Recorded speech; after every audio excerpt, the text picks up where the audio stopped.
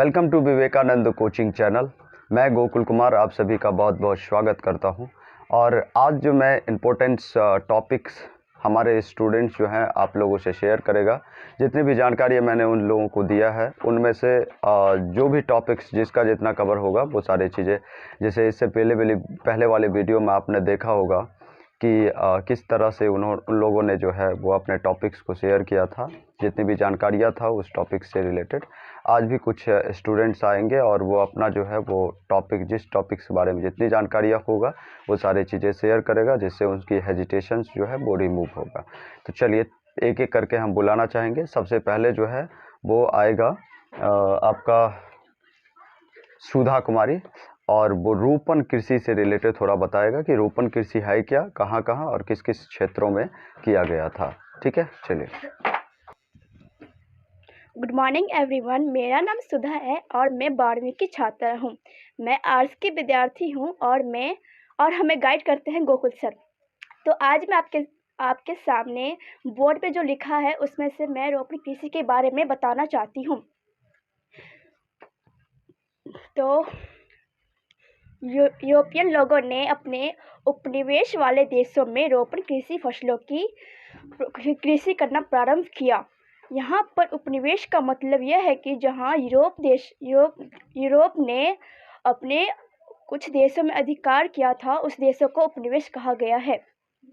यह कृषि उष्णकटिबंधीय क्षेत्रों में की जाती है और इसमें चाय, कॉफ़ी, कोको, कहवा, गन्ना, कपास, केला, अनानास को बागानों में लगाकर खेती की जाती है। रोपण कृषि की प्रमुख विशेषताएं: पहला, यह एक फसली व्यापारी कृषि है। दूसरा, बागानों का आकार बड़ा होता है। तीसरा, यह एक तकनीकी आधार, अधिक पूंजी निवेश, उच्च स्तरीय प्रबंधन एवं वैज्ञानिक विधियों का प्रयोग किया जाता है। चौथा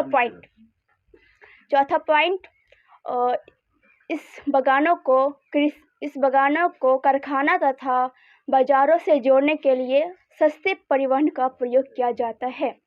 रोपण कृषि के कुछ वीवीआई पॉइंट जो मैं आपसे शेयर करना चाहती हूँ। पहला, फ्रांसीसी लोगों ने पश्चिम अफ्रीका में कॉफ़ी एवं कोको की पौधा लगाई। सेकंड, इंडोनेशिया में डच लोगों ने गन्नों की शुरुआत की। और तीसरा पॉइंट, यूरोपियन लोगों द्वारा ब्राज़ील में कॉफ़ी की बागानों स्थापित किया गया। इस ब्राज़ील के इन बागानों को फजेंडा कहते हैं। धन्यवाद। चलिए, बहुत अच्छा कि कहाँ कहाँ पर कृषि किस तरह से क्या रोपण कृषि होता है और किस किस तरह इनकी विशेषताएं क्या क्या चीज़ है इसको करने के लिए, और साथ साथ यह कौन कौन से क्षेत्रों में जो है वह रोपण कृषि किया जाता है, ये तीनों चीज़ों ने सुधा कुमारी ने शेयर किया। चलिए, बहुत अच्छा। दूसरा जो है वो आएगी कंचन कुमारी। ठीक है, कंचन कुमारी, और ये सुनाएगी हड़प्पा सभ्यता से प्राप्त वस्तुएं। मतलब हड़प्पा सभ्यता से जो वस्तुएं मिला है, कौन कौन से क्षेत्र में कौन कौन सी वस्तुएं मिली है, कहाँ कहाँ किस किस तरह के वस्तुएं मिला है, तो ये सारे जानकारियाँ जो है वो शेयर करेंगी। ठीक है, चलिए। मैं कंचन कुमारी और मैं 12th की छात्रा हूँ। मैं स्ट्रीम आर्ट्स के सभी विषयों का अध्ययन विवेकानंद कोचिंग सेंटर से करती हूँ और मेरा सर गोकुल सर है। मैं हड़प्पा नगरों से प्राप्त वस्तु के बारे में कुछ बताना चाहती हूँ। उसमें से पहला शहर है मोहनजोदड़ो। मोहनजोदड़ो सिंधी भाषा का शब्द है जिसका अर्थ होता है मृतकों का टीला। मोहनजोदड़ो के आसपास की भूमि बड़ी उपजाऊ था, इसलिए इसे सिंध का बाग भी कहा जाता था। यहाँ पर जो वस्तु मिला है 1398 मुहरे, पुजारी के सिर, मोम के सांचे, कंस की नर्तकी और पानी का जहाज, दाढ़ी वाले मनुष्य की प्रतिमा, हाथी दांत की तराजू और पशुपति की मुद्रा पाई गई। और उसमें से दूसरा शहर है हड़प्पा। यहाँ पर जो वस्तु मिला है वो है स्त्री की मूर्ति जिसके गर्भ से पौधा निकलते हुए दिखती है, और ठोस पहिए वाली गाड़ी, लकड़ी का हल और तांबे की मुहरे, जौ, गेहूं की भूसी और खरगोश की चित्र वाली मुद्रा मिली है। और तीसरा शहर है चनहुद्रो। यहाँ पर मनकों का कारखाना, पीतल की बत्तख और लिपस्टिक मिला है। और यह स्थल मोहनजोदड़ो से 128 किलोमीटर दूर स्थित है। और चौथा शहर है लोथल। यहाँ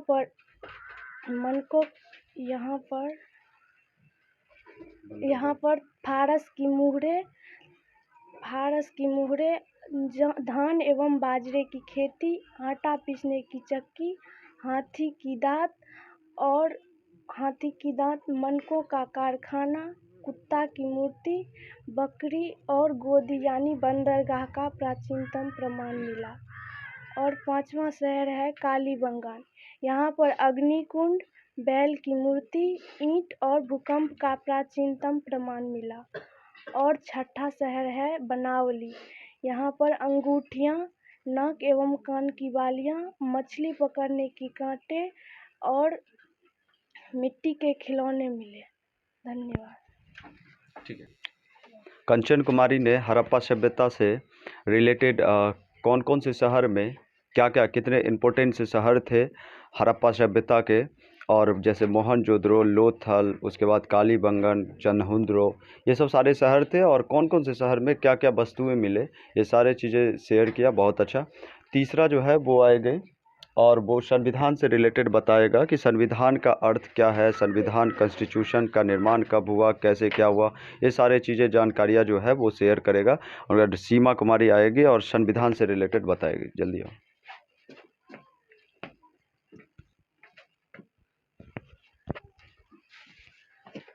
मेरा नाम सीमा कुमारी, मैं 12th की छात्रा हूँ और विवेकानंद कोचिंग में पढ़ती हूँ।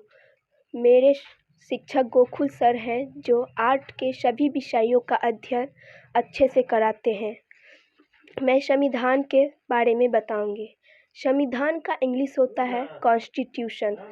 संविधान सब कॉन्स्टिट्यूट गठित से बना है, जिसका अर्थ होता है स्थापित करना। संविधान किसी राज्य का आधार या मौलिक कानून होता है। संविधान ऐसे लिखित दस्तावेज है जिसके द्वारा किसी भी राज्य में शासन व्यवस्था चलाए जाते हैं, जिसके नियम, कायदे, कानून एवं सरकार की शक्तियों और आदि के बारे में विस्तार से लिखा गया है। संविधान के प्रकार। संविधान के 4 प्रकार होते हैं। पहला लिखित, दूसरा अलिखित, तीसरा कठोर, चौथा लचीला। भारत में 3 संविधान है। पहला लिखित, दूसरा कठोर, तीसरा लचीला। संविधान 26 नवंबर 1949 को बना और 26 जनवरी 1950 को लागू हुआ। भारतीय संविधान के विशेषता के बारे में हमें प्रस्तावना से पता चलता है। प्रस्तावना से पता चलता है लोकतंत्र, समाजवाद, धर्मनिरपेक्ष है। भारतीय संविधान धर्मनिरपेक्षता है। यह संविधान धर्मनिरपेक्षता का क्या अर्थ है, बताओ। धर्मनिरपेक्षता का मतलब क्या होता है? हमारे देश में सभी धर्मों का एक समान माना गया है। अच्छा, हमारे बोलो। भारतीय संविधान को कुंजी भी कहा जाता है। हमें संविधान की आवश्यकता देश में शासन व्यवस्था चलाने के लिए पड़ती है, तालमेल बनाने के लिए, कानून व्यवस्था बनाए रखने के लिए और सरकार की शक्तियों का दुरुपयोग को रोकने के लिए। भारतीय संविधान में महत्वपूर्ण विशेषताएं हैं, जैसे सबसे बड़ा संविधान, सबसे सफल संविधान, ना ज़्यादा कठोर ना ही लचीला, धर्म एवं निष्पक्षता, स्वतंत्र एवं निष्पक्षता, मौलिक अधिकार, एकल नागरिक। भारतीय संविधान को आधार का थैला इसलिए कहा जाता है क्योंकि जब से यह लागू हुआ है तब से सफलतापूर्वक चल रहा है। धन्यवाद। बहुत अच्छा। और इन्होंने जो है वो संविधान से रिलेटेड बताया कि हमारे संविधान जो है, सबसे पहले संविधान की आवश्यकता क्यों पड़ा, क्योंकि अगर संविधान ना होता तो फिर जो है वो वही चीज़ें हो जाता कि एक जो है एक व्यक्ति के हाथ में पूरे पूरे देश चले जाते और उसके अकॉर्डिंग टू चलता, तो फिर दादागिरी और सारा चीज़ें जो है जिस तरह क्राइम बढ़ता, हर चीज़ वैसे वैसे होना स्टार्ट हो जाता जैसे पहले पहले था कि मुग़ल शासक से लेकर के फिर वही प्रजातंत्र नहीं होता। तो इसीलिए संविधान की आवश्यकता हुआ, बहुत अच्छा। और संविधान से रिलेटेड सारी चीज़ें, हमारे संविधान जो है वो कठोर भी है, लचीला भी है। कठोर क्यों है? क्योंकि उसके कुछ नियम ऐसे हैं कि जिसको आप चेंज नहीं कर सकते, लेकिन लचीला इसलिए है कि आप उसे आसानीपूर्वक उसे संशोधन कर सकते हैं। तो इसलिए संविधान को हमारे संविधान को कठोर और लचीला दोनों कहा गया है। धर्मनिरपेक्षता का क्या अर्थ है? धर्मनिरपेक्षता का मतलब ये होता है कि हमारे देश में किसी भी एक धर्म को आपका व्यक्ति का धर्म होगा, ना कि बल्कि पूरे देश का एक धर्म होगा। वो मतलब धर्म का मतलब ये हो गया कि कोई भी व्यक्ति फ्री है कि जो भी व्यक्ति हो, जिस धर्म को माने वो फ्री है कि वो ले सकता है, लेकिन पूरे देश का कोई एक धर्म नहीं होगा। ठीक है, तो ये सारी चीज़ें था, इनके बारे में बताया, बहुत अच्छा बताया, पूरे पॉइंट टू पॉइंट उनको पूरा इतना चीज़ें शेयर किया, बहुत अच्छा। उसके बाद जो है वो आएगी अजात शत्रु से रिलेटेड। अजात शत्रु मतलब हिस्ट्री में अजात शत्रु के रिलेटेड बताएगी वो गुंजा कुमारी। जल्दी हो।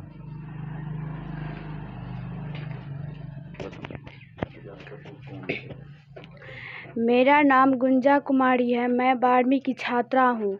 मैं विवेकानंद कोचिंग में पढ़ती हूँ। मेरा गाइड गोकुल सर करती है। मैं अजातशत्रु के बारे में बताना चाहती हूँ। अजातशत्रु 491 से 459 ईसा पूर्व तक चला। अपने पिता की हत्या करके मगध राज्य का साम्राज्य बना।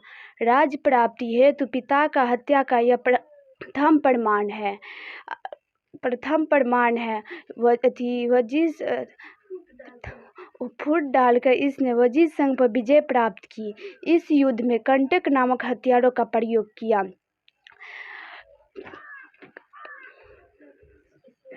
इस युद्ध में अजीब समुदाय के स्थापक मखिल गोसाले मारा गया।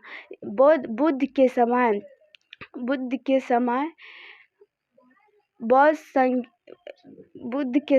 बौद्ध संगीत आयोजित हुआ। इसी के समय बौद्ध संगीत। चलिए, बहुत अच्छा। और इन्होंने अजातशत्रु के बारे में बताया कि सबसे पहले जो है इन्हीं के समय में जो है अजातशत्रु ने अपने पिता का हत्या करके जो है वो गद्दी पर बैठा हुआ था। तो बहुत अच्छा। और इनकी जो कार्यकाल था वो 419 से लेकर के 491 से लेकर के 459 ईसा पूर्व तक रहा था। ठीक ना, तो इनके बारे में बताया। उसके बाद जो है वो आएगी कार्बन 14 विधि क्या है, उनके बारे में ममता कुमारी शेयर करेगी। जल्दी हो। नाम ममता कुमारी, क्लास 12th की छात्र हूँ। मैं गोकुल सर के यहाँ पढ़ती हूँ। मैं आर्ट्स की स्टूडेंट हूँ। मैं कार्बन 14 के बारे में कुछ बताना चाहती हूँ।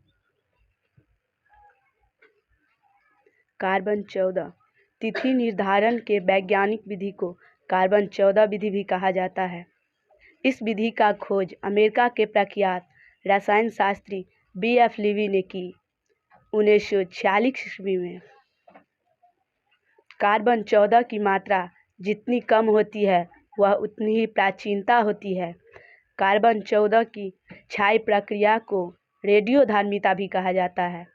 कार्बन 14 के द्वारा ही हड़प्पा सभ्यता की स्थिति 2500 से 1750 ईसा पूर्व निर्धारित की गई है। धन्यवाद। बहुत अच्छा। और ममता कुमारी ने कार्बन 14 विधि के द्वारा बताया कि इसी के द्वारा जो है हड़प्पा सभ्यता के टाइम पीरियड के बारे में बताया गया कि ये 2500 ईसा पूर्व से 1750 ईसा पूर्व तक इसके टाइम पीरियड था।